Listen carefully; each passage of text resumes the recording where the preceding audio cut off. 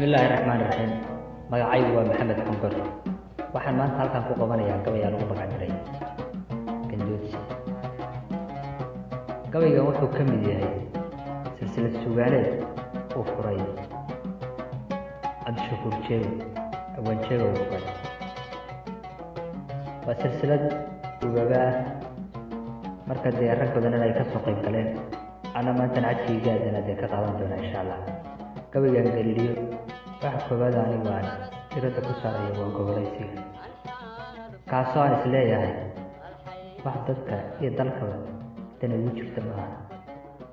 Waa sida anigu aan qabo waxa laga yaabaa adigu galabta ka iman fikir kale oo ka duwan kaas jirto. Laakiin ma arko in dalka iyo dadkaba ugu jirto gobolaysiga. Haddaba galiyo wuxuu yiri gaalayda maasiya geeraar gabay holintiisa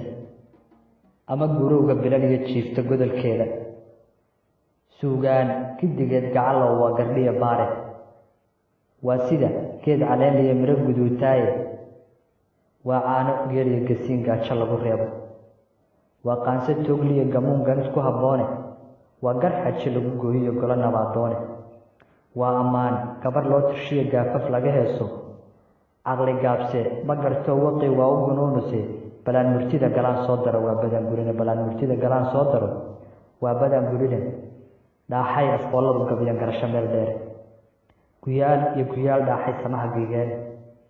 oo dhaaxay suugaan gobogolo ka sheegeen garcaddaa waana lamu harin gees kastoy tahay bulshada dhanka gabtoo gaabis noqotay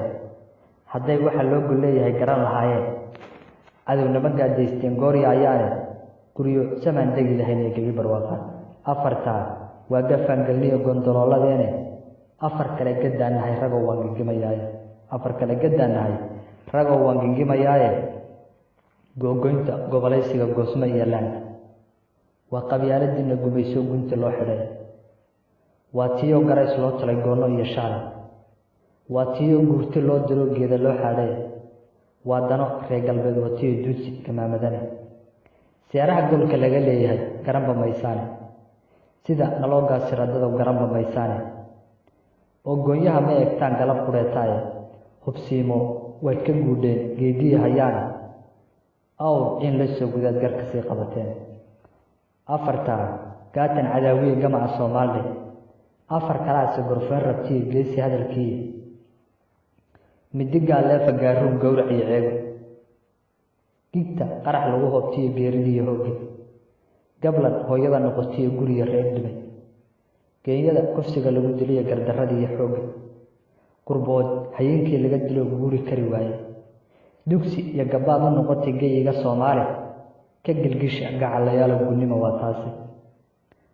oo gandoodsigu ma fiicnee gibilgibil u xoora oo gacan qura wada noqdo midnimo gooba suugaanteenna dihan iyo dhaqankeenna doorka ma tahay mid daneeyo durbaanka u tuma haddii ay jawaabtaadu tahay haa fadlan taageer hoyga murtida iyo madadaalada ee murtibile